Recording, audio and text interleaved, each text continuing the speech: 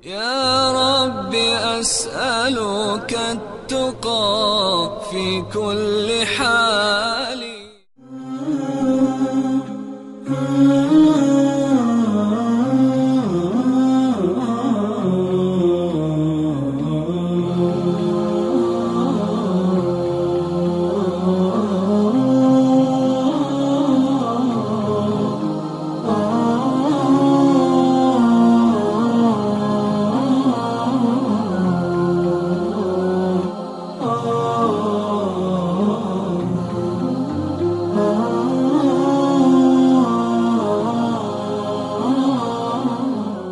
अस्सलामु अलैकुम वरहमतुल्लाहि वबरकातुह।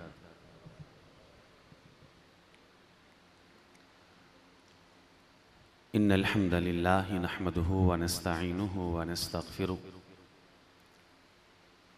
व नऊज़ु बिल्लाहि मिन शुरूरि अनफुसिना व मिन सय्यिआति अअमालिना। मन यहदिहिल्लाहु फला मुज़िल्ल लहु व मन युज़लिलहु फला हादिय लहु। वअशहदु अल्ला इलाहा इल्लल्लाह वहदहु ला शरीका लह वअशहदु अन्न मुहम्मदन अब्दुहु व रसूलुहु सल्लल्लाहु अलैहि वसल्लम। अम्मा बअदु फ़अऊज़ु बिल्लाहिस समीइल अलीम मिनश शैतानिर रजीम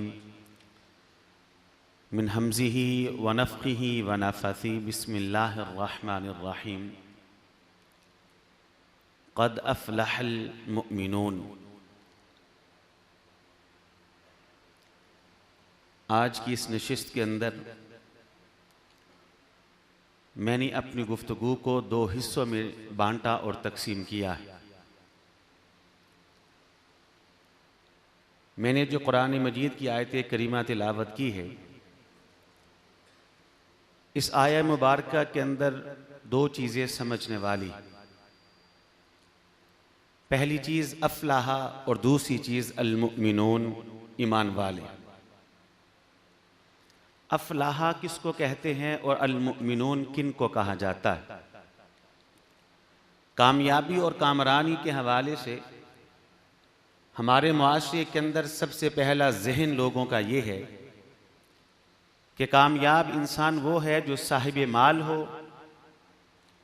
जिसके पास माल और दौलत की फरावानी हो, जो बेहतरीन ताजिर हो, सरमायादार हो, लैंडलॉर्ड हो।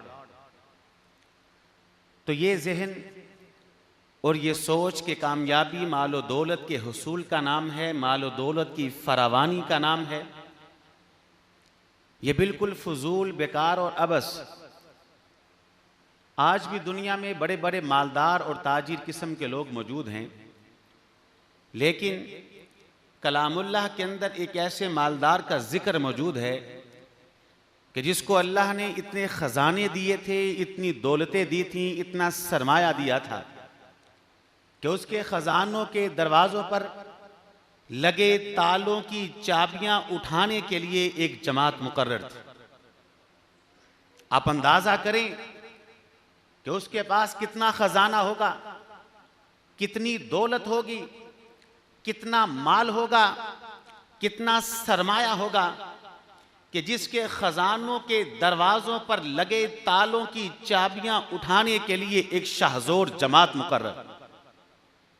यह हाल जिसमें हम और आप तशरीफ़ फरमा हैं, इसको खजाने से भर दिया जाए, इसके दरवाजे के ऊपर ताला लगाया जाए तो इतनी सी चाबी बनती। वो कारून कितने खजानों का मालिक है? तो बतलाइए, कारून इतने खजानों का मालिक होने के बावजूद क्या वो कामयाब और कामरान हुआ? नहीं। अल्लाह ने उसके अंजाम बद को कुरान मजीद फुरकान हमीद के अंदर यूं बयान फरमाया है कि फ़ख़सफ़ना बिही व बिदारिहिल अर्ज़। हमने उस कारून को उसके खजानों, उसकी दौलतों, उसके सरमाओं, उसकी कोठियों और बंगलों समेत जमीन के अंदर धंसा के रख दिया है और क़यामत की दीवारों तक वो धंसता ही चला जाएगा। ये कामयाबी और कामरानी नहीं। और वैसे भी ये बात समझ लीजिए कि दुनिया का माल अकल से नहीं मिलता, इल्म से नहीं मिलता, हुनर से नहीं मिलता, मेहनत से नहीं मिलता। जिस इंसान को भी मिलता है अल्लाह की लिखी हुई तकदीर और मुकद्दर से मिलता है। जब हम मां के पेट में महज 4 माह के थे तो अल्लाह ने हमारे नसीब और मुकद्दर को लिख डाला था। हमारा और आपका ये ईमान होना चाहिए कि अल्लाह रब्बुल इज्जत ने रोटी का जो लुक़मा मेरे और आपके मुकद्दर में लिख दिया है, जमी कायनात की ताकतें इकट्ठी होकर आ जाए, उस लुक़मे को मेरे हलक से नीचे उतरने से रोक नहीं सकती। पानी का वो घूंट जो अल्लाह ने मेरे और आपके नसीब में लिख डाला है, सारी कायनात की ताकतें मिल जाएं, उस पानी के घूंट को मेरे हलक से नीचे उतरने से रोक नहीं सकती। तो अर्ज़ ये कर रहा हूं कि कामयाबी और कामरानी मालो दौलत की फरावानी के अंदर नहीं है, सरमाए के अंदर नहीं है और दौलत के अंदर भी नहीं है। दूसरी सोच कामयाबी और कामरानी के हवाले से हमारे मुआशरे के अंदर ये है कि इंसान के पास ओहदा हो, मनसब हो, इक्तदार हो, हुकूमत हो, बादशाहत हो तो इंसान कामयाब और कामरान है। यही वजह है कि लोग कहते हैं कि फलां को वोट देकर कामयाब बना। तो ये सोच भी बिल्कुल फजूल है, बेकार है और अबस है, बेअसल है। आज भी दुनिया के अंदर बड़े बड़े सदर हैं, बड़े बड़े वजीर हैं, बड़े बड़े जर्नैल हैं, बड़े बड़े हाकिम बादशाह दुनिया के अंदर मौजूद है, लेकिन कलामुल्लाह के अंदर एक ऐसे हाकिम का तज़किरा मौजूद है, एक ऐसे बादशाह का तज़किरा मौजूद है कि अल्लाह ने जिसको ऐसी ज़बरदस्त हुकूमत दी थी, ऐसा ज़बरदस्त वो हाकिम था कि अपनी रियाया में बसने वाले इंसानों के बारे में यह हुक्म जारी करता है कि बच्चों को ज़बह कर दिया जाए। उसके एक हुक्म के ऊपर ना जाने कितने बच्चों को ज़बह कर दिया गया, कोई एक जुबान भी उसके खिलाफ एहतजाज करने वाली नहीं थी। क्या आपको कैसा हाकिम मिलता है कि अपने ही मुल्क में बसने वाले इंसानों के बारे में हुक्म जारी करे कि इन बच्चों को ज़बह कर दो, और न जाने कितने बच्चों को ज़बह कर दिया जाए और दुनिया में कोई एक शख्स भी उसके खिलाफ एहतजाज करने वाला ना हो? कोई हाकिम मिलता है? कुरान में एक हाकिम का तज़किरा है, ऐसा ज़बरदस्त हाकिम, वो जिसको फ़िरौन कहा जाता है। तो क्या ख्याल है कि फ़िरौन इतनी ज़बरदस्त हुकूमत का मालिक होने के बावजूद कामयाब और कामरान हुआ नहीं? अल्लाह ने फ़िरौन के भी अंजामे बद को कुरान मजीद और फुरकान हमीद के अंदर बयान फरमाया है। अल्लाह फरमाते हैं कि हमने फ़िरौन को बहरे कुलज़म के अंदर डिबोकर रहती दुनिया तक के इंसानों के लिए इबरत का निशान बना दिया, वो कामयाब नहीं हो सका। तो ओहदे के अंदर भी कामयाबी कोई नहीं है। तीसरी और आखिरी सोच कामयाबी और कामरानी के हवाले से इंसान का ख़ानदान अच्छा हो, इंसान का हसब अच्छा हो, इंसान का नसब अच्छा हो, चौधरियों की औलाद हो, लैन लाडो और वडेरों का इंसान बेटा हो तो इंसान कामयाब और कामरान। ये सोच भी बिल्कुल फजूल, बेकार और अबस। आज भी दुनिया में बड़े बड़े इज्जत वाले ख़ानदान हैं, लेकिन बतलाइए कि ज़मीन के अंदर बसने वाले ख़ानदानों में सबसे अजीम ख़ानदान किसका है? मुहम्मदुर रसूलुल्लाह सल्लल्लाहु अलैहि वसल्लम का। ये कौन है? ये वो है जिसके पास हसब भी है, नसब भी है, खानदान भी है, कबीला भी है, कुंबा भी है, बिरादरी भी है, नबी का सगा चच्चा है, सांझी दीवार का हमसाया है, अबू लहब इसका नाम है। बतलाइए अबू लहब के पास खानदान वही जो मोहम्मद अरबी के पास है अलैहिस्सलातु वस्सलाम, हसब और नसब वही जो मोहम्मद अलैहिस्सलातु वस्सलाम के पास है। तो अबू लहब खानदान अच्छा होने के बावजूद कामयाब और कामरान हुआ? अल्लाह ने उसके भी अंजामे बद को कुरान मजीद के अंदर बयान फरमाया है कि तब्बत यदा अबी लहब व तब, कि अबू लहब जब तक जमीन के सीने के ऊपर कुरान का एक भी कारी मौजूद है, तेरे ऊपर लानते फटकारे पड़ती रहेंगी। अब सवाल ये है, खानदान, कबीला, कुंबा, बिरादरी, इसमें कामयाबी नहीं, ओहदा, मनसब, इक्तदार, हुकूमत, बादशाहत, इसमें कामयाबी नहीं, मालो दौलत की फरावानी के अंदर कामयाबी नहीं, तो फिर कामयाबी है किस चीज का नाम? इसका जवाब भी कलामुल्लाह के अंदर मौजूद है। अल्लाह रब्बुल इज्जत इरशाद फरमाते हैं, फमन ज़ुहज़िहा अनिन नारी व उदखिलल जन्नत फ़क़द फ़ाज़, वो शख्स जिसको जहन्नम के दहकते हुए अंगारों से बचा लिया गया और जन्नत के बागात का मालिक बना दिया गया, वो कामयाब और कामरान है। अब कामयाबी और कामरानी किस चीज़ का नाम है कि इंसान जहन्नम से बचा लिया जाए और जन्नत में दाखिल कर दिया जाए। अब गुफ्तगू का अगला हिस्सा कि जन्नत में दाखिला बगैर ईमान के मिल ही नहीं सकता है। अब गुफ्तगू की दूसरी नशिस्त अल-मुमिनून, जो हमारा आज का मौजू और गुफ्तगू है, अल-मुमिनून, ईमान वाले। अब देखिए ये कौन, ये दुखों का मारा हुआ, ये गमों का सताया हुआ, ये परदेश से आया हुआ, ये छोटे कद वाला है, पिचकी नाक वाला है, मोटे होंठों वाला है, काली और स्याह रंगत वाला है, बिलाल इसका नाम है रज़ी अल्लाह तआला अन्हु।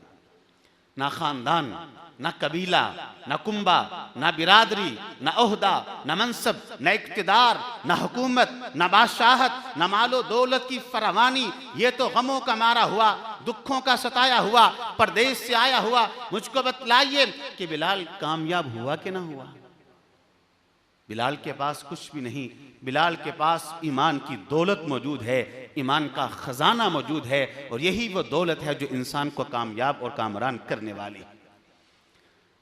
गुफ्तगू का जो हिस्सा मैं बयान करने लगा हूँ, मेरी दरख्वास्त है आप अहबाब से, दोस्तों और साथियों से, अगर किसी के पास कागज़ है और कलम है तो गुफ्तगू के इस हिस्से को लिख ले।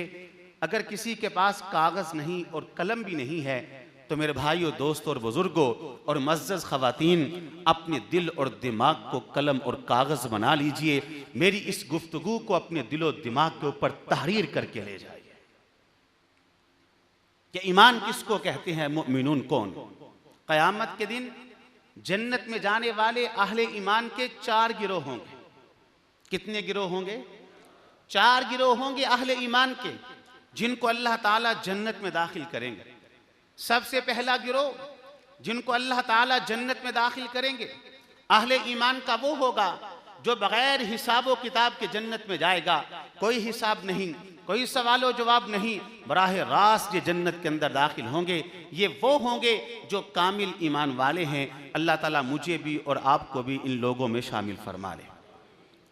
जन्नत में जाने वाले अहले ईमान का दूसरा गिरोह वो होगा कि जब उनके आमाल को तोला जाएगा तो उनकी नेकियां गुनाहों से ज्यादा होंगी, बिल आखिर ये गिरोह भी जन्नत में जाएगा। तीसरा गिरोह अहले ईमान का जन्नत में जाने वाला वो होगा कि जब उनके आमाल को तोला जाएगा तो इनकी नेकियां और गुनाह दोनों बराबर होंगे, जिनको अस्हाबुल आराफ कहा जाता है, जिनके नाम की मुस्तकिल सूरह मुबारका कुरान मजीद के अंदर मौजूद है, जिसका नाम है अल आराफ। बिल आखिर ये गिरोह भी जन्नत में जाएगा।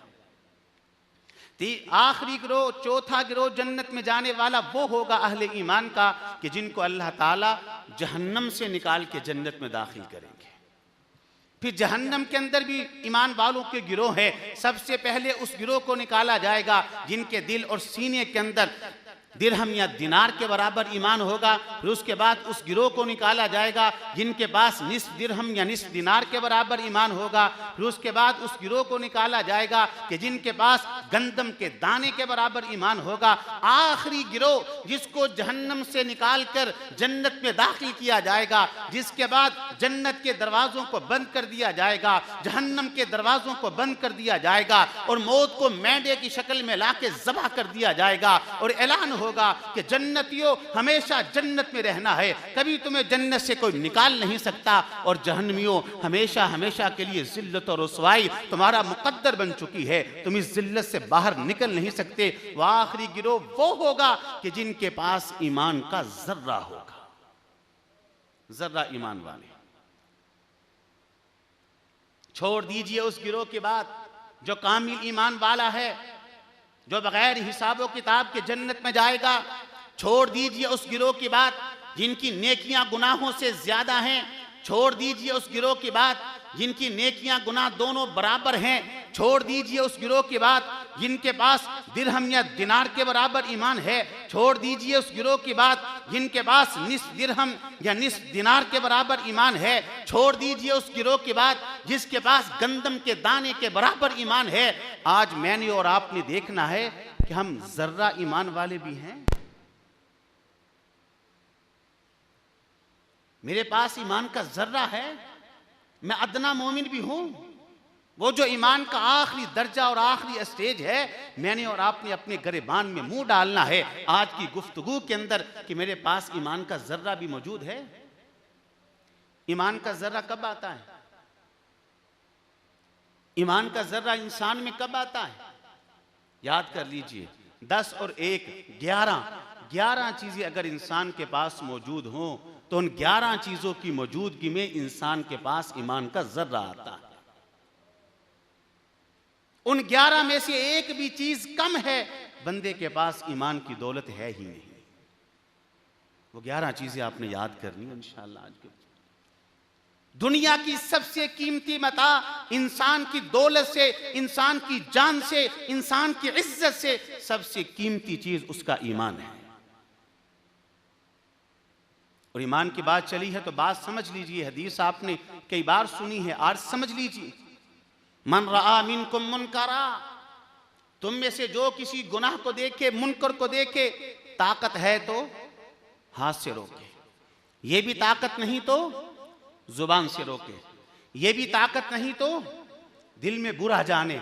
हदीस के अगले अल्फाज ज़ालिका अज़अफ़ुल ईमान, ये जो तीसरा दर्जा है, मुनकर को देख के, बुराई को देख के, नाफरमानी को देख के, बगावत और जुर्म को देख के दिल में नफरत का पैदा होना, आपने कहा ये कमजोर ईमान की अलामत है। कमजोर तरीन ईमान क्या है? मुनकर को देख के नफरत करे। मेरे भाइयों, दिल के दरवाजे के ऊपर दस्तक रख लीजिए और अपने आप को ज़मीर की अदालत पे खड़ा करके इस सवाल का जवाब तलाश कीजिए कि कमजोर ईमान तो ये था कि मुनकर को देख के नफरत करता, बुराई को देख के बुरा जानता, और बुराई देख के नहीं, मुनकर देख के नहीं, बुराई करके बंदा खुश हो तो फिर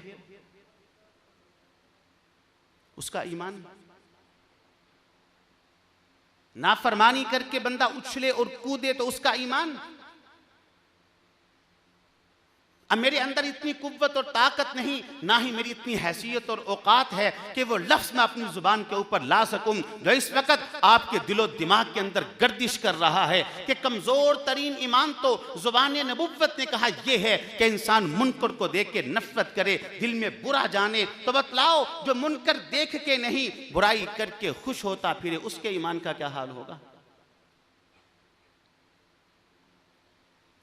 अब जरा दिल पे हाथ रख के मुझको बतलाइए कि जब दाढ़ी को मूंडा जाता है और आईने के सामने खड़ा होकर इंसान अपने चेहरे को देखता है, खुश होता है कि दिल में नफरत पैदा होती है? जब इंसान की हथेली के ऊपर रिश्वत का, सूद का और हराम का माल आता है तो इंसान उस माल को अपनी हथेली पे देखकर खुश होता है या नफरत करता है?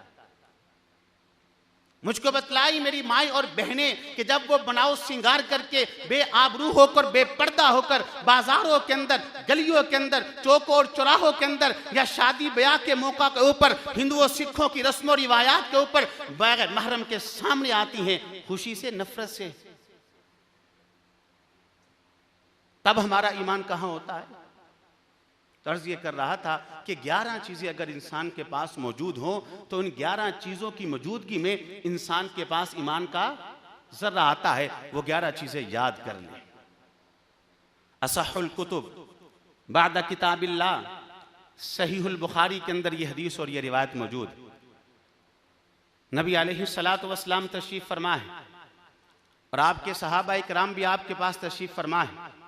अचानक एक शख्स आता है, रावी कहते हैं चेहरा अजनबी था और लिबास से मुसाफिर लगता नहीं था। चेहरा देखते तो मदीने का नहीं था। जब उसके लिबास और उसके बालों को देखा गया तो लिबास और बालों के ऊपर सफर के आसार नजर नहीं आते थे।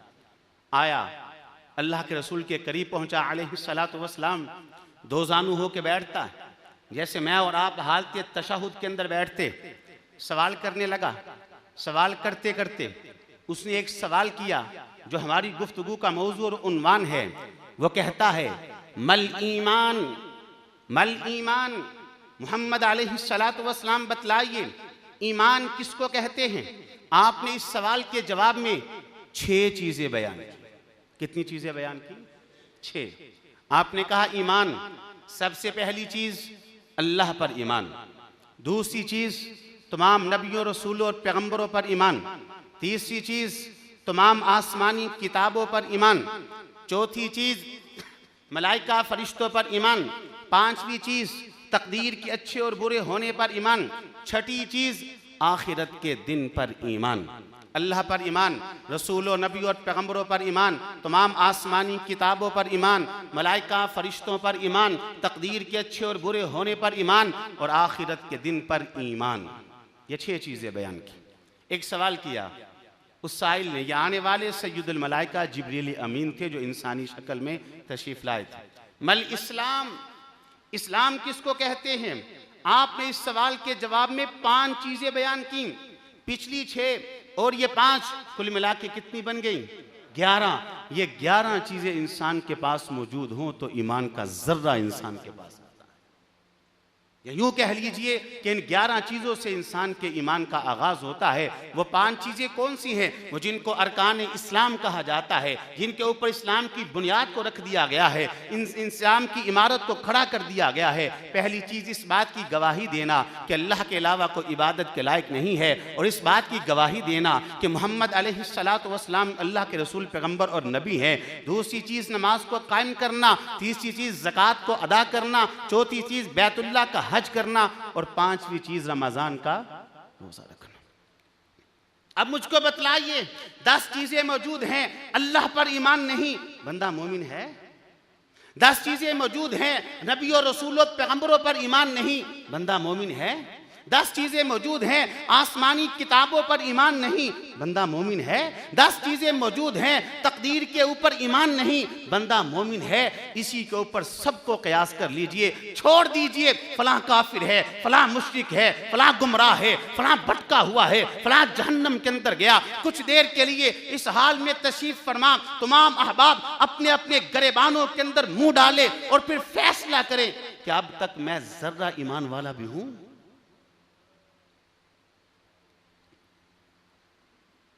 इन 11 चीज़ों से इंसान के ईमान का आगाज़ होता है। फिर हदीस के अल्फाज मौजूद हैं कि ईमान की 70 से ऊपर कुछ शाखें हैं, वो सारी की सारी शाखें बैक वक़्त इंसान के अंदर मौजूद हों तो वो कामिल ईमान वाला है जो बग़ैर हिसाब व किताब के जन्नत में दाखिल होगा। हज़रात, फ़इन आमनू बिमिस्लि मा आमनतुम बिही फ़क़द इह्तदौ। हम रोते हैं, उम्मत लुट गई है, उम्मत पिट गई है, इनकी इज्जतें लुट गई, इनके बच्चों को ज़बह कर दिया गया और इनके नौजवानों को कत्ल कर दिया गया, इनके मुल्कों को तबाह बर्बाद कर दिया गया। क्यों रोते हैं? मैं आपको बताता हूं कि अल्लाह की नुसरत नजर क्यों नहीं आती है, अल्लाह की मदद दिखाई क्यों नहीं देती है। जाओ सारे कुरान का मुताला कर लीजिए, मालिक कायनात ने जहां भी अपनी मदद के वादे किए हैं, जहां भी अल्लाह ने नुसरत के वादे किए हैं, वहां अल्लाह ने शर्तें लगाई हैं। शर्त क्या है? वला वला तहज़नू व अंतुमुल आलौन इन कुंतुम मुमिनीन। आज जमीन के ऊपर बसने वाले इंसानों के पास वो मिसाली ईमान मौजूद नहीं है जिस मिसाली ईमान की मौजूदगी में आसमान से अल्लाह की मदद का नुज़ूल होता है। और मैं आपको बताऊं कि अल्लाह रब्बुल इज्जत ने सहाबा इकराम के ईमान को बड़े मौकों पे चेक किया है, इम्तहान लिया है सहाबा इकराम के ईमान का।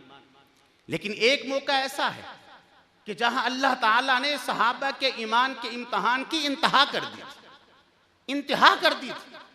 वो मौका कौन सा था? ये माह रमजान था और ग़ज़वा बदर था।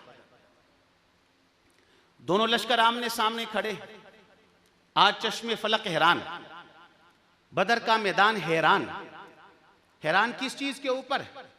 हैरान इस चीज के ऊपर है कि आज से कबल भी जंगें होती थी, लड़ाइयां होती थी, किताल होता था, लोग बाहम टकराते थे, तसादुम होता था, गर्दनें कटती थीं, तलवारें चलती थीं। लेकिन कैफियत ये होती थी कि एक इलाके के लोग दूसरे इलाके के लोगों से लड़ने के लिए गए, एक खानदान के लोगों ने दूसरे खानदान के लोगों के ऊपर हमला कर दिया। हज़रात, आज तो खानदान भी एक है, आज तो कबीला भी एक है, आज तो कुंबा भी एक है, आज तो बिरादरी भी एक है, आज तो इलाका भी एक है। आज कैफियत ये है, एक ही माँ के 2 बेटे हैं, एक इस लश्कर में दूसरा इस लश्कर में, इधर चच्चा है उधर भतीजा है, इधर मामू है इधर भांजा है, इधर बाप है उधर सगा बेटा है।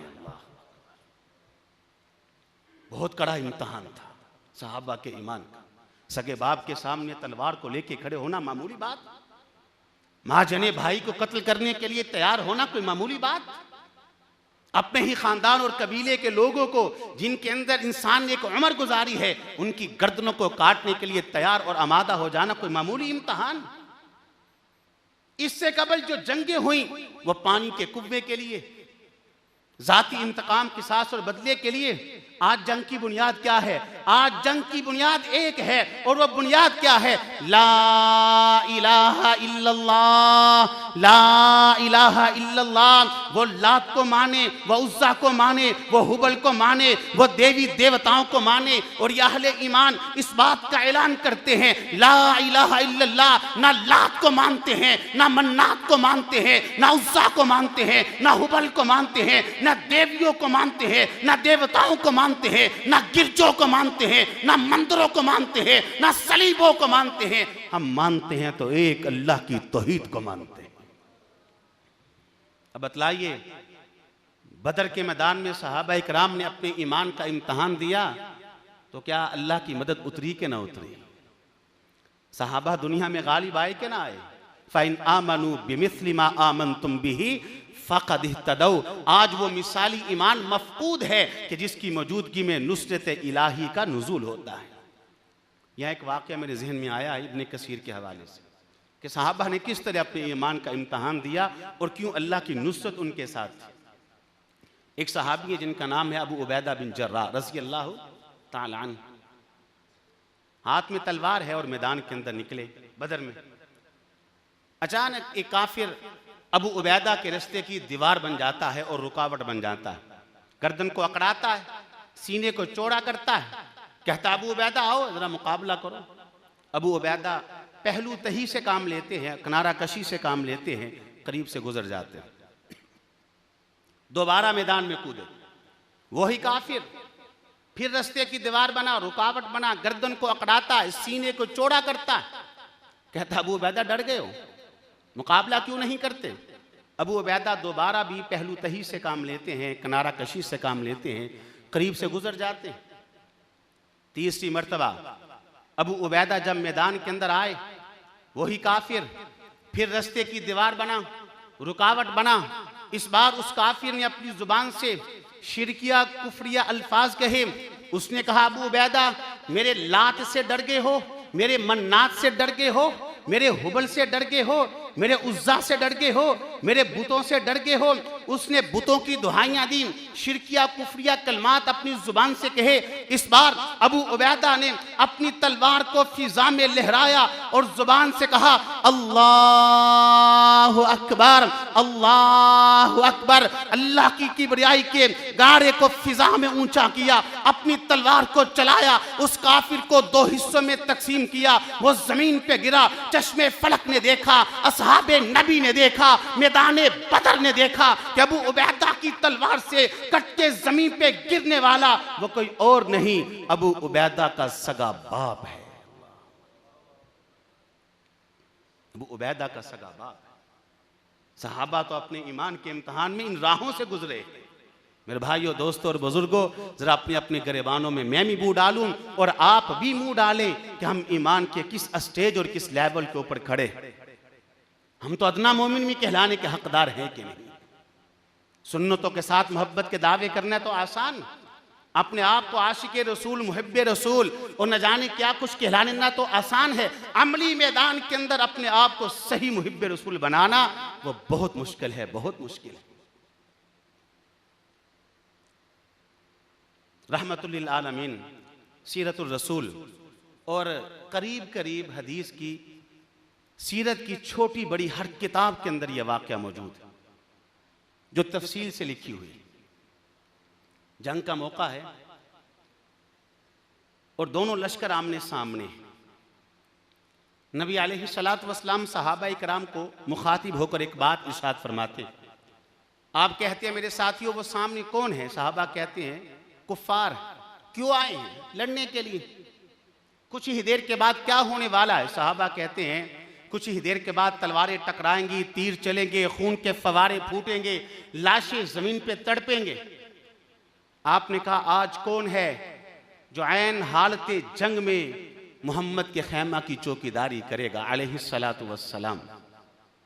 एक सहाबी खड़े हुए, दुबले पतले, नातवा, कमजोर, ज़ईफ, नहीफुल वजूद। अल्लाह के रसूल मैं करूंगा अलैहिस्सलातु वस्सलाम। आपने कहा नहीं, तू बैठ जा, तू कमजोर है, तू नातवा है, तू ज़ईफुल वजूद है, तू बैठ जा। अल्लाह के रसूल का हुक्म था, वह बैठ जाता है अलैहिस्सलातु वस्सलाम। आप फिर ऐलान करते हैं, आज कौन है जो मोहम्मद के खैमे की चौकीदारी करेगा अलैहिस्सलातु वस्सलाम। वो फिर खड़ा होता है, नबी अलैहिस्सलातु वस्सलाम मैं करूंगा। आपने जिस्म की नातवानी और कमजोरी को देखा, आपने कहा नहीं, तो नातवा और कमजोर है, तो बैठ जा। अल्लाह के रसूल का हुक्म था अलैहिस्सलातु वस्सलाम, वो फिर बैठ जाता है। आप तीसरी मर्तबा ऐलान करते हैं, आज कौन है जो मेरे खैमे की चौकीदारी करेगा।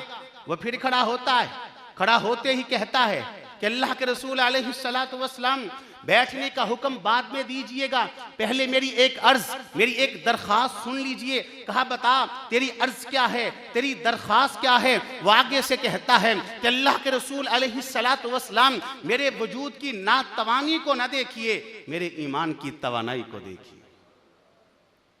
मेरे वजूद की कमजोरी पे ना जाए, मेरे ईमान की कुव्वत और मजबूती को देखिए, जो बार बार भरे मजमे से मुझे खड़े होने पे मजबूर कर रही है। बतलाइए इस तलवार का हक क्या है, मैं अदा कर दूंगा। आप तलवार उसके हाथ में थमाते हैं, साथ हुक्म इरशाद फरमाते हैं, मेरे साथी कटना गवारा कर लेना, मरना गवारा कर लेना, खैमे से हटना गवारा ना करना। वो तलवार को पकड़ता है और खैमे के बाहर चौकीदार और पहरेदार की हैसियत से खड़ा हो जाता है। इधर जंग शुरू होती है, किताल शुरू होता है, जिहाद शुरू होता है, तलवारें टकराती हैं, तीर चलते हैं, खून के फव्वारे फूटते हैं, लाशें जमीन पे तड़पते हैं। ऐसे आलम के अंदर एक तीर आता है, इस सहाबी के जिस्म के अंदर पैवस्त हो जाता है, खून का फव्वारा फूटता है। दूसरा तीर आया, दूसरा सुराख कर दिया, तीसरा आया, तीसरा सुराख कर दिया, चौथा आया, चौथा सुराख कर दिया, पांचवा आया, छठा आया, सातवां आया। और बकौल इमाम इब्ने अब्दुल बर 70 तीर यके बाद दीगरे आते गए। 70 तीरों ने उसके वजूद में 70 सुराख कर दिए, 70 खून के फव्वारे फूटे और यह नडाल होके जमीन पे गिर जाता है। सहाबा इकराम इसके इर्दा गिर्द इकट्ठे होते हैं, इसको उठाने लगते हैं। यह अपनी निगाहों को खोलता है, कहता है क्या करने लगे हो। वो कहते हैं तुम्हें यहां से उठाना चाहते हैं। वो सामने खैमा है, वहां मरहम पट्टी का इंतजाम और बंदोबस्त मौजूद है, तुम्हें उस खैमे में पहुंचाना चाहते हैं ताकि तेरे वजूद से तीरों को निकाला जाए और तेरे जख्मों के ऊपर मरहम को रखा जाए। उसका जवाब सुनिए, वो कहता है मुझको छोड़ दो, मैं हुक्म रसूल पे अमल कर रहा हूं। वो कहती है अल्लाह के बंदे, तूने हुक्म रसूल पे अमल कर दिखाया, तूने अपने वादे को वफा कर दिया, तुमने अपनी बात को मुकम्मल कर दिया। वो आगे से जवाब देता है, कहता है कैसी बात करते हो, मैंने कब हुक्म रसूल पे अमल कर दिखाया है। मेरे हाथों को देखो, अभी पकड़ने की ताकत मौजूद है, मेरी निगाहों को देखो, देखने की ताकत मौजूद है, मेरे दिमाग के अंदर सोचने की सलाहियत मौजूद है, मेरे दिल पे हाथ रखो, धड़कने की ताकत मौजूद है, मेरी रगों के अंदर खून के कतरात अभी बाकी हैं, मेरे सीने के अंदर सांस का आना जाना अभी मौजूद है। मैंने तो वादा किया था, जब तक मेरे हाथों में पकड़ने की ताकत रहेगी, जब तक मेरी जुबान में बोलने की ताकत रहेगी, जब तक मेरी निगाहों में देखने की ताकत रहेगी, जब तक मेरे दिमाग में सोचने की सलाहियत रहेगी, जब तक मेरी रगों में खून का एक भी कतरा रहेगा, जब तक मेरे सीने में एक भी सांस बाकी है, खैमे से नहीं हटूंगा। नबी अलैहिस्सलातु वस्सलाम खैमा से बाहर तशरीफ लाते हैं और क्या देखते हैं कि आपका जानिसार, आपका चौकीदार 70 तीरों को वजूद पे लिए जमीन पे गिरा हुआ। आप उसके सर को उठाते, नबूवत वाली गोद में रखते, वह अपनी निगाहों को खोलता है, सामने उसको चेहरा नबूवत दिखाई देता है। नबी अलैहिस्सलातु वस्सलाम अपनी मुबारक हथेली को उसकी निगाहों पे रख लेते। वो कहता है अल्लाह के रसूल अलैहिस्सलातु वस्सलाम अपनी ये मुबारक हथेली मेरी निगाहों से हटा लीजिए। पूछा किस लिए? कहा इसलिए कि मैं आपके चेहरा पर नूर का दीदार कर सकूं और इसी हालत में मर सकूं, ताकि हशर के दिन अल्लाह मुझसे पूछे कि बता किस हाल में आया था, मैं अल्लाह से कहूं, अल्लाह मैदान जिहाद था, तेरे दीन की सरबुलंदी के लिए निकला हुआ था, तेरे नबी की खैमे की चौकीदारी कर रहा था। 70 तीरों ने मेरे वजूद के ऊपर 70 सुराख कर दिए थे। मैं नडाल होके जमीन पे गिरा हुआ था, मेरा सर नबुव्वत वाली गोद में था और मेरी निगाहें उस चेहरे का दीदार कर रही थी कि जिस चेहरे को हालत इस्लाम में देखने वाली आंखों पर तूने जहन्नम की आग को हराम कर दिया है। हजरात, ये है वो ईमान कि जिसकी मौजूदगी में आसमान से अल्लाह की नुसरतों का नुज़ूल होता है, अल्लाह की मदद का नुज़ूल होता है। लेकिन मेरा और आपका ईमान, माज़िरत के साथ जरा मैं और आप, कहने वाला पहले सुनने वाले बाद में, अपने गिरबानों में मुंह डालें। मेरी जिंदगी के अंदर कितनी मरतबा रमजान आया? जो 70 साल की उम्र के बुजुर्ग हैं 70 मरतबा रमजान आया।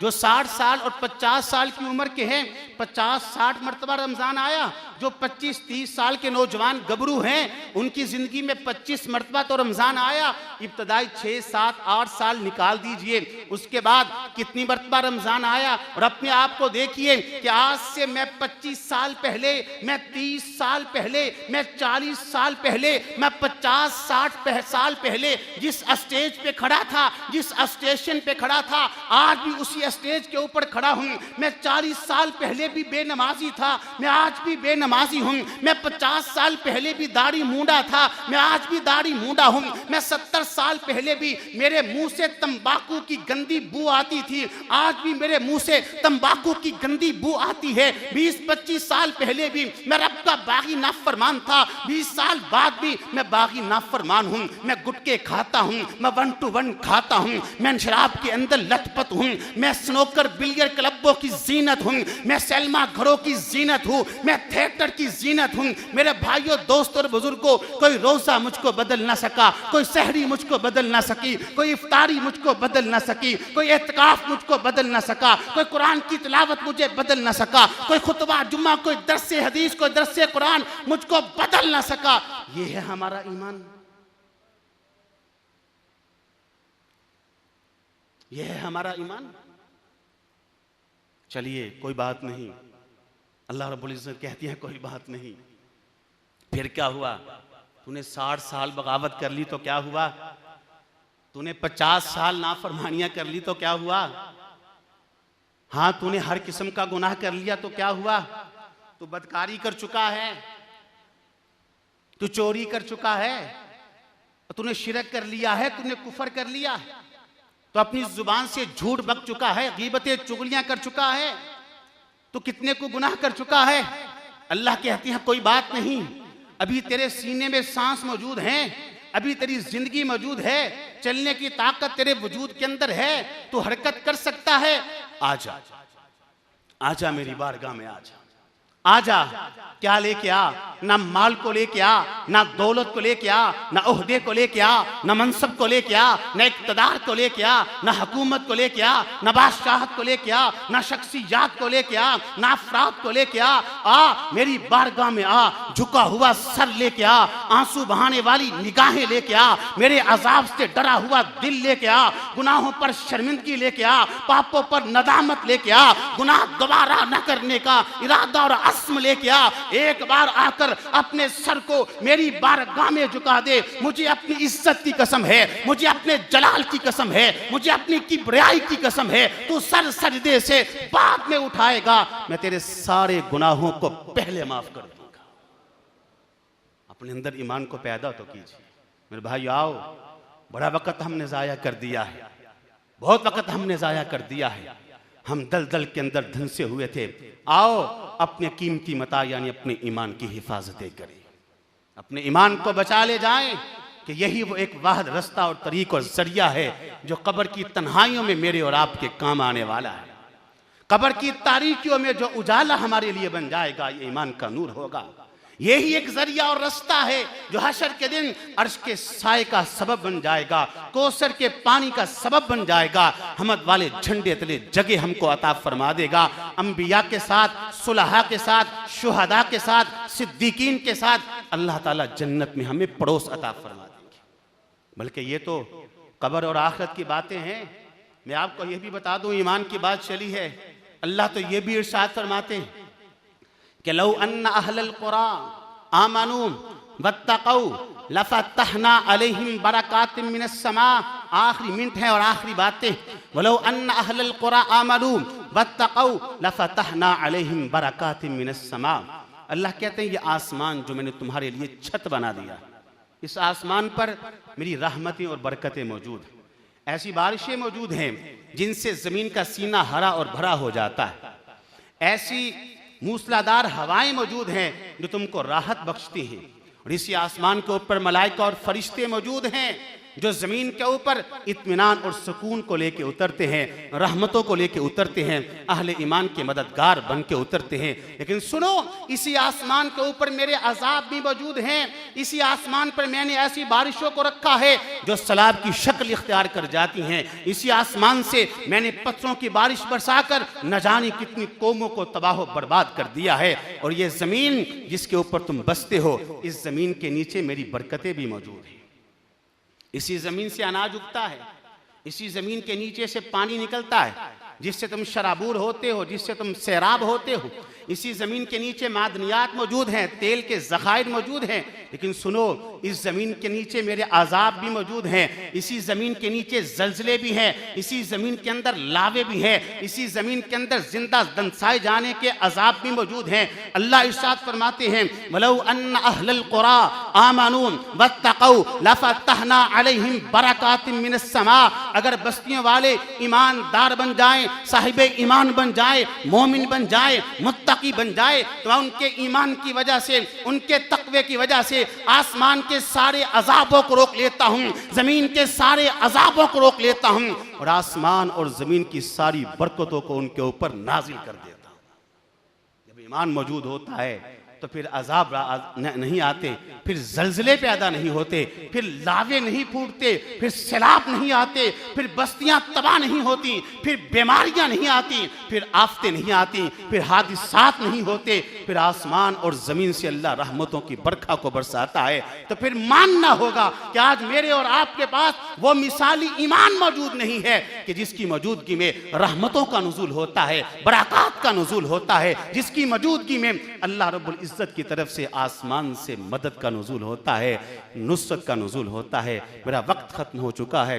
बहुत सारी बातें मैं अपने ज़हन के अंदर ख्याल करके आया था, लेकिन चूँकि वक्त की सुइयाँ और घड़ियाँ इससे आगे गुफ्तगू की इजाज़त नहीं देती हैं, इन्हीं कलमात पर इक्तफ़ा करते हुए मैं इन अल्फाज के साथ अपनी बात को मुकम्मल करता हूँ कि मौला करीम मुझ नकम्मे और नकारी ने जो बातें की वह महज़ आपकी तौफ़ीक़ और आपकी मदद से की। इसमें जो हक़ है, जो सच है, समझ के अमल की तौफ़ीक़ अता फरमा दीजिए और जो गलती और कोताही है अल्लाह दरगुजर करते हुए इस्लाह की तौफ़ीक़ अता फरमा दीजिए। व आखिरु दावाना अनिल हम्दुलिल्लाह।